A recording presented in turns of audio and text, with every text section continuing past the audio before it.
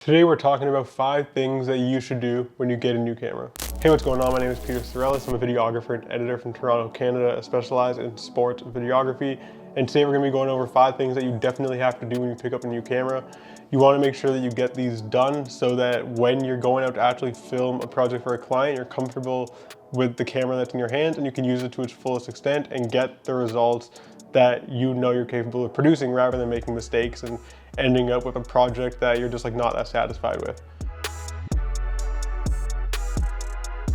So the first thing that I think you got to do when you get a new camera is to go through every setting in the menu. And I know that that can be a really painstaking process, especially if you have a Sony camera with like a million settings in it.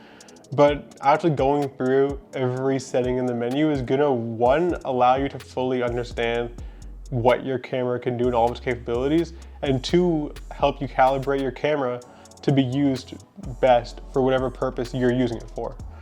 So if you want to use a certain setting and you didn't know it existed before, if you don't go through that menu, you're not going to be able to actually use it because you don't know it exists. So just take like half an hour, go through the menu, pull up the owner's manual online and like save it to your computer or to your phone or something, and actually figure out what all the settings do, make a decision on how you should be using it or if you can use it or not. I know there's videos online, like YouTube videos, where people will go through the full menu of a certain camera, and if you want to follow along with the video, like by all means do, that's a great resource. And like obviously don't just blindly copy, but take that information and make your own decisions. But you can do that if you want, if it's kind of like overwhelming to do it on your own. But however you want to do it, I'd recommend going through the full menu. And kind of in the same vein, I'll include this in the same point, turn off any settings that you don't know what they do. Maybe for photography, there's certain settings that are good, but for video, you're not going to want to use them. Personally, for video, I like to get like a clean readout. I want like a pretty raw image when I'm getting it out of camera. So I shoot in a flat picture profile and I try to not have too many settings like auto chromatic aberration reduction or things like that turned on. I'd rather the image just comes out as it comes out, and then I can post-process it how I want later and make those decisions. So I recommend turning off any settings that you're not sure about, and yeah, just do that at the same time as you're going through the full menu. All right, so the next thing that I think you should do when you get a new camera is to set up your custom buttons. Most cameras nowadays, especially like mirrorless cameras and definitely cinema cameras, have a whole bunch of custom buttons that you can set up so that you can access certain settings quickly or do things in a certain way. I personally have custom buttons for my white balance, my autofocus mode, my autofocus zone. I have the scroll wheel on my A7 III set to be the ISO, and it's like actually really awesome to have custom buttons that make sense to you and do the things that you need to do the most frequently in a fast and efficient way. So I recommend like going online and just like looking at how other people who shoot the type of things that you shoot have set up their custom buttons. I know there's people who make videos on that as well. And even if you can't find a video that you like or you just want to do it on your own, like that's totally cool. You should just, whether you're going to do it on your own or with a little bit of online research, set your custom buttons up in a way that makes sense for you and that is easy for you. And like the way you set your custom buttons up is going to change over time. You're going to discover how you like filming, what settings you seem to be going back to like the most frequently, and then you'll want to set custom buttons for those. And that's totally cool, but I would just do something that like makes sense and is intuitive to you at the start so that you can at least do some things in a relatively quick manner and you're not like struggling to do simple things like change your shutter speed. And then you can, over time, really dial those custom buttons in to be exactly how you like them so you can use your camera like in the most efficient way possible. The next thing that I think you should do with a new camera is to test out your picture profiles. So I would first do a little bit of research into figuring out what picture profiles are going to offer you the most dynamic range and what picture profiles are going to be the easiest to color grade. So you kind of have an idea going into these tests what you're looking for and what picture profiles you might end up using.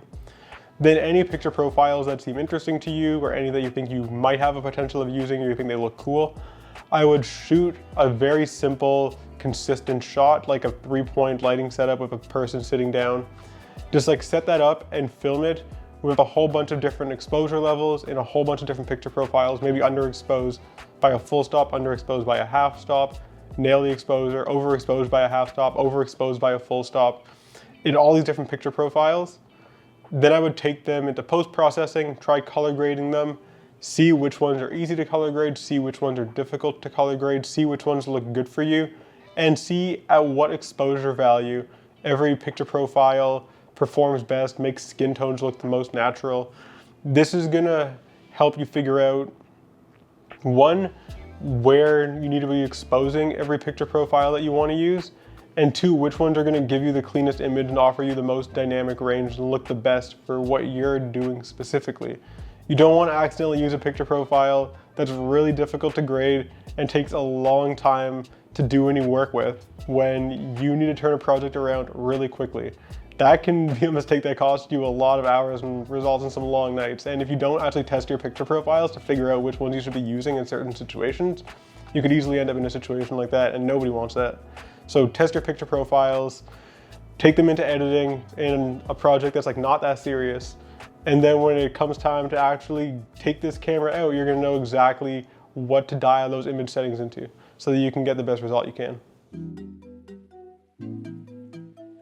Next, I would look into getting accessories, especially if you have a mirrorless camera. This is like a must. You gotta go out and get extra batteries. I know you can get third-party batteries for a lot of cameras, like pretty cheap nowadays and much cheaper than like the manufacturer's batteries.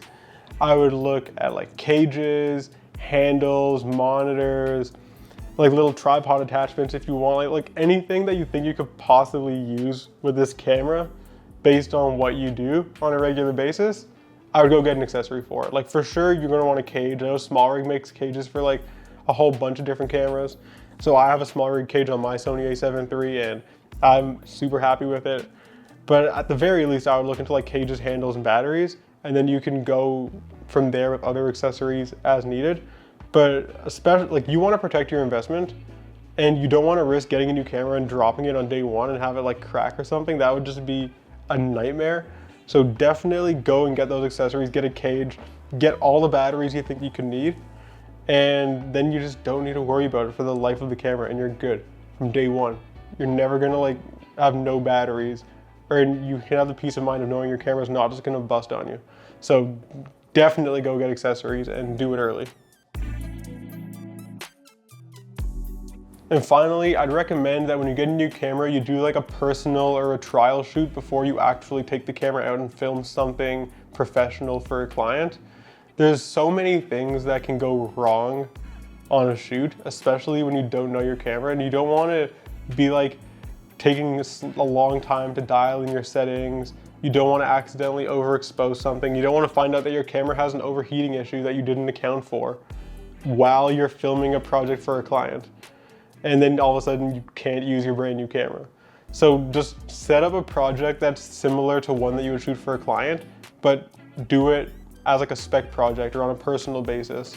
Or even just go film a YouTube video, it really doesn't matter. Like just go and finish a project from beginning to end with your new camera before you take it out to create a professional project for a client who's giving you a check. Because if you mess up an actual professional project, it's a big deal and it can affect your reputation. But if you mess up a little spec project that you're doing just to test your camera, like it's not a big deal. You're allowed to make mistakes and you can learn there. And like it's a fun, low risk environment. So I'd recommend doing something like that first. And then once you're comfortable with your camera, you've kind of figured out its limitations, its flaws, its quirks if it has any, then you can go and take that camera out for a client and feel more confident in doing so. Anyways, that's gonna be all for this video. If you have any other tips for things that people should be doing when they get a new camera, drop them in the comments below. I've been thinking about new cameras a lot and I'm super close to pulling the trigger on a new camera, which is why I thought I'd make this video. But yeah, if you got any more tips, drop them in the comments. I'd love to have a discussion with you down there. If you like this video, subscribe because I make videos similar to this one on a regular basis and I'd love to have you around for that. And that is going to be all for this video. So until next time, peace.